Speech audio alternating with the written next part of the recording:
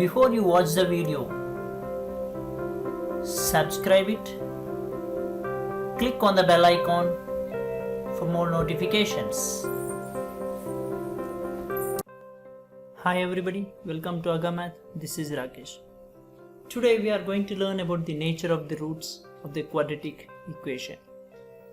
The nature of the roots of a quadratic equation will help us to know about the roots, whether they are real and distinct or equal. The roots are equal and there are no real roots. So how to know the nature of the roots? Let us see now. So before that, we know that the general form of a quadratic equation is what? That is ax square plus bx plus c equals to 0, where a is not equal to 0. So for this, to find the nature of the to find the roots of this quadratic equation, we have formula that x is equals to minus b plus r minus under root b square minus 4ac by 2a. So to find the roots, actually we use this formula, right? This we get derived from completing square method, right? Now how to find the roots? We know that here we have the two roots. One is alpha, right? Alpha equals to minus b plus under root b square minus 4ac by 2a, but beta equals to minus b minus under root b square minus 4ac by 2a. So here these are the two roots. One is alpha and another is beta, right?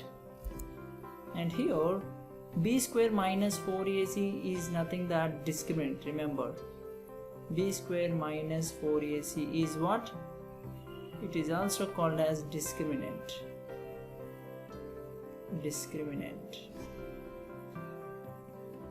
And it is indicated with the letter D. Okay, it is indicated with the letter D. So here let us see the nature of the roots. That is, if discriminant is greater than 0. If the discriminant is greater than 0, it means here like b square minus 4ac is greater than 0, means nothing but a positive value. If it is a positive value, we can easily understand that like minus b plus something positive value by 2a, there is a real value. Right? So if the discriminant is greater than 0, roots are real. Then the roots are real. And are they distinct? That to be, I will show you. Roots are real, but whether they're distinct or not, let us see now here with this. That we have taken what? Alpha is equals to minus b plus, right? So let me find what is alpha minus beta.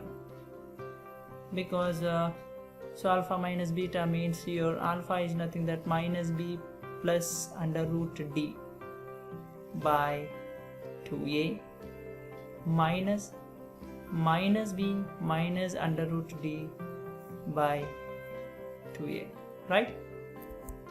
So what happened? That is equals to minus b plus under root d plus b plus under root d by 2a, right? Here what happened? That is minus b plus b cancel, so we get that is 2 under root d by 2a. So where even 2 gets cancelled, it means under root d by a, right? Under root d by a, it means we can know easily that alpha minus beta, okay, alpha minus beta are not equal to 0, it means alpha is not equals to beta, right? Here we got that alpha minus beta, which is here alpha minus beta are not equal to 0, we got some it means there is a value for this, right? So it means alpha minus beta not equal to 0, it means alpha and beta are also not equal, right? It means we have understood finally that if the discriminant is greater than 0, right, discriminant is nothing but b square minus 4ac. If the discriminant is greater than 0, then the roots are real and distinct. We get the two different roots, right? Now let us see if what happened, like if discriminant is equals to 0, what happens? If discriminant is equals to 0, it means we know that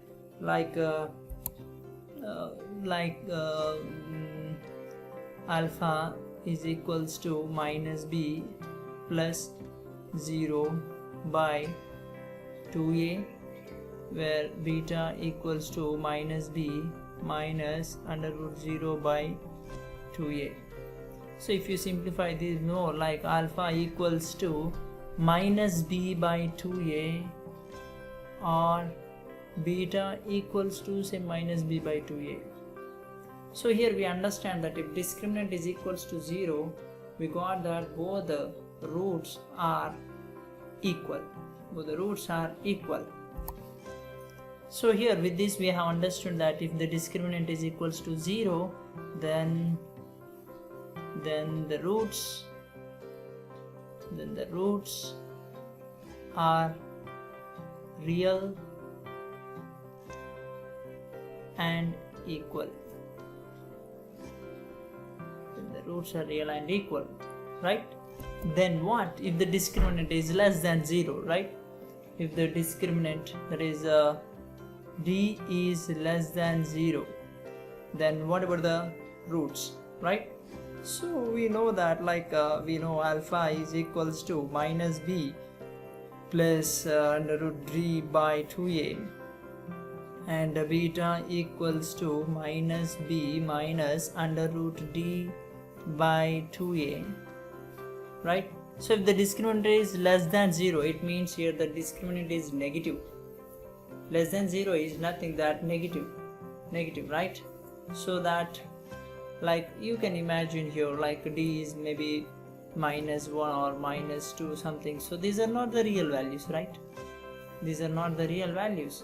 So it means here even alpha is not a real value as well as beta is not a real value.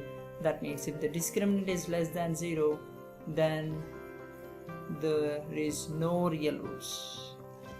There is no real roots. So this is about the nature of the roots. So finally, once again I would like to show you that here, if the discriminant is greater than 0, right? If the discriminant is greater than 0, that the roots are real and distinct, and if the discriminant is equals to 0, that is the roots are real and equal, and here that if the discriminant is less than 0, there is no real roots. So this is about the introduction about nature of the roots. Thank you for listening. If you have any queries, just give us a mail at askagamath@gmail.com. Thank you. See you. Take care. Bye bye.